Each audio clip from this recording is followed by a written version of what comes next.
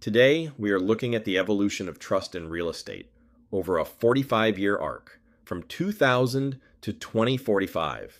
The core idea is simple. The future of real estate will not be defined only by how many transactions happen, how many homes are sold, or how fast the market moves.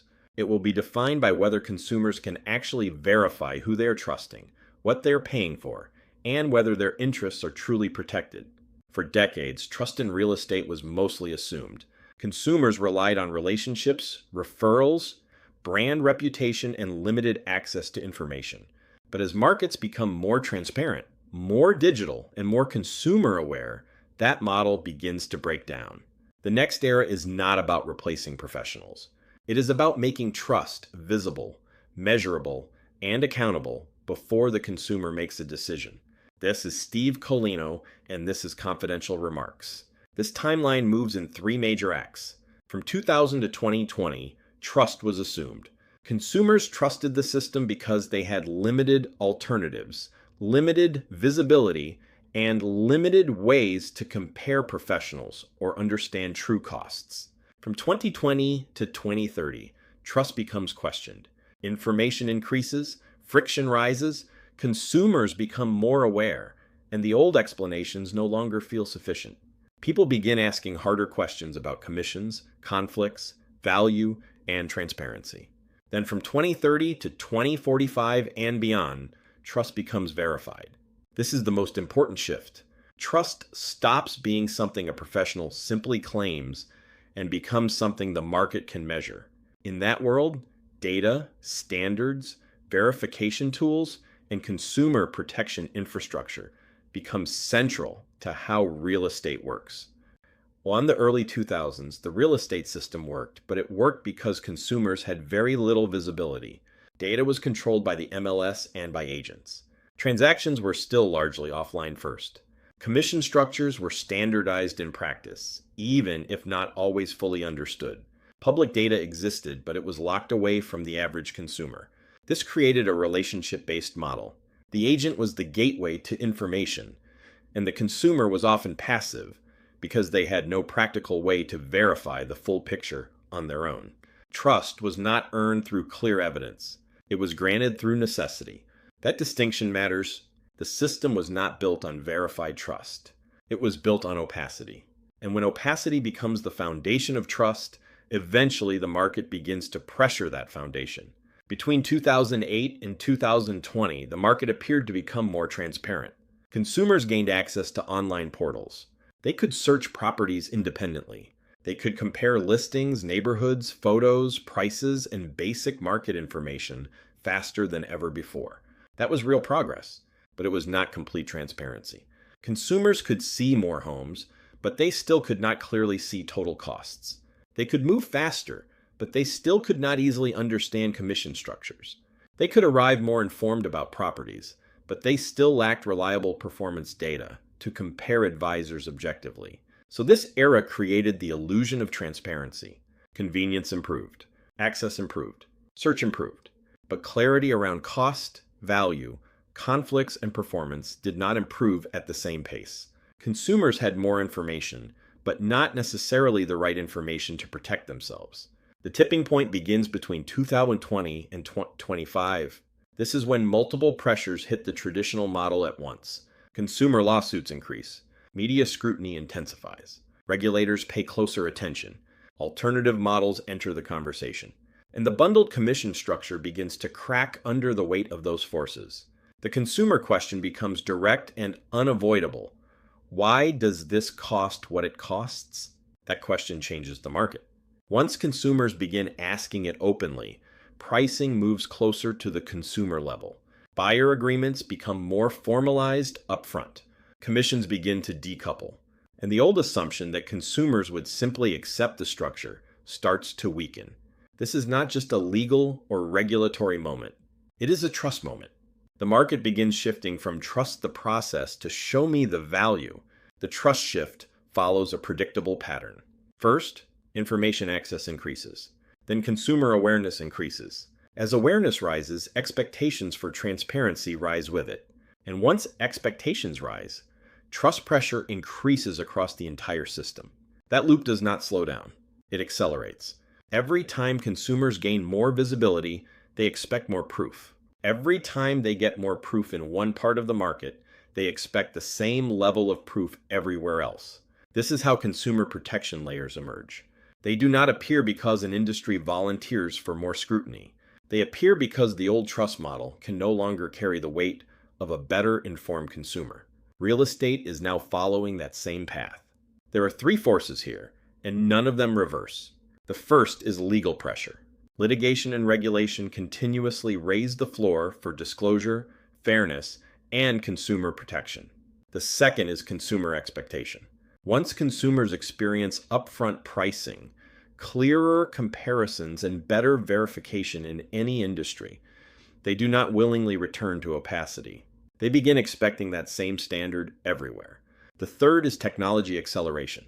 AI-driven pricing, digital automation, and data infrastructure eliminate much of the friction that previously justified unclear processes. When technology makes verification easier, the market eventually expects verification by default. Together, these forces create a new reality. Reputation alone is no longer sufficient. The future belongs to systems and professionals that can prove trust, not just claim it. This table shows the real paradigm shift. In 2005, agent selection was driven largely by referrals and relationships. By 2025, consumers are relying more on online reviews, but reviews are still imperfect. By 2045, selection moves toward verified public trust profiles. Pricing follows the same path. In 2005, pricing discussions often happened at the back end of the transaction. By 2025, pricing becomes more visible, but also more tense and negotiable. By 2045, the expectation is upfront. Transparent menus, performance metrics also mature. What was once word of mouth or invisible becomes fragmented and unreliable, and eventually becomes standardized market benchmarks. The underlying driver changes in each era. First, information asymmetry. Then, information access. Finally, consumer protection infrastructure. That is the real evolution. From hidden trust to questioned trust to verified trust. By 2030 to 2035, the open access phase begins. This is when trust infrastructure becomes visible in the market. Before signing, consumers verify. That is the key behavioral change. The old model was trust first and verify later, often after the consumer was already committed. The new model reverses that. Consumers expect to understand transparency metrics, conflicts, performance signals, and trust indicators before they choose representation. This changes how advisors compete. Transparency becomes a market advantage. Conflict-free representation becomes a major differentiator. Public trust profiles begin to influence selection as much as property listings influence home discovery. In this phase, trust becomes part of the consumer's front-end decision process. It is no longer hidden in the background of the transaction. Between 2035 and 2040, verified trust moves from consumer preference into institutional adoption. Professional standards begin to change. Transparency becomes a strict requirement for certification, not just a nice to have. Lenders and financial partners also begin recognizing trust data. They understand that better transparency can reduce risk, improve consumer confidence, and support better transaction outcomes. As a result, referrals and underwriting logic begin to account for trust scores and verification standards. At the same time, major real estate platforms begin embedding trust verification directly into their experience. Consumers no longer have to search separately for credibility signals. Those signals become native to how the market operates.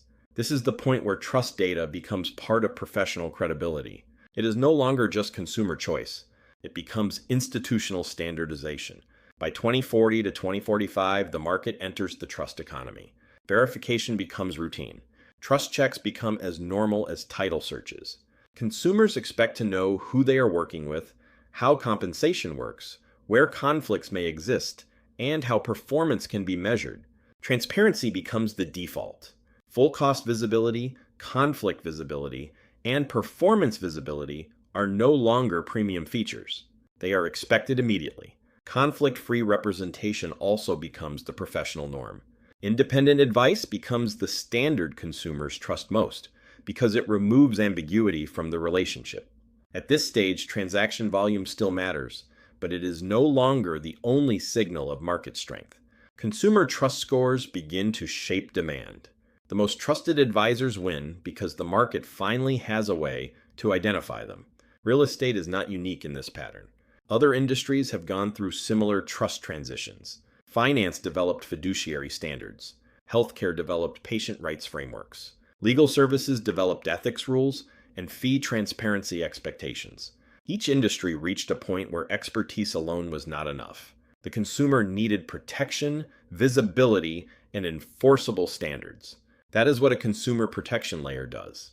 It creates a structure that helps people trust the system without having to blindly trust every individual participant. Real estate is now approaching that same moment. The missing piece is the infrastructure that turns transparency into something consistent, measurable, and usable. So the question is not whether this protection layer will emerge. The question is who will build it, who will define it, and who will lead the market when it becomes standard. Open access does not create the shift. The shift is already happening. What open access does is organize the response. It sits between the consumer and the real estate market as a protection layer. It establishes transparency standards. It helps eliminate conflicts of interest. It provides consumer verification tools. And it generates public trust measurement. That matters because trust cannot remain a feeling in a market this important. A home transaction is often the largest financial decision a consumer will ever make. The consumer should not have to rely only on instinct, brand familiarity, or someone else's recommendation. By transforming trust from a feeling into a fact, open access becomes the required consumer protection layer of real estate. It gives the market a way to prove credibility before the transaction, not after the damage is already done. The final measure of the market is changing. From 2000 to 2025, trust moved from assumed to questioned. From 2025 to 2035, trust moves from questioned to verified. And by 2045, trust becomes measured, visible, and expected. That is the arc of this entire evolution. Real estate will always be about transactions, homes, families, capital, and opportunity. But the infrastructure underneath the market is changing. The next competitive advantage will not simply be who has the most listings, the biggest brand, or the highest volume. It will be who can earn trust in a way consumers can actually verify. This has been Confidential Remarks.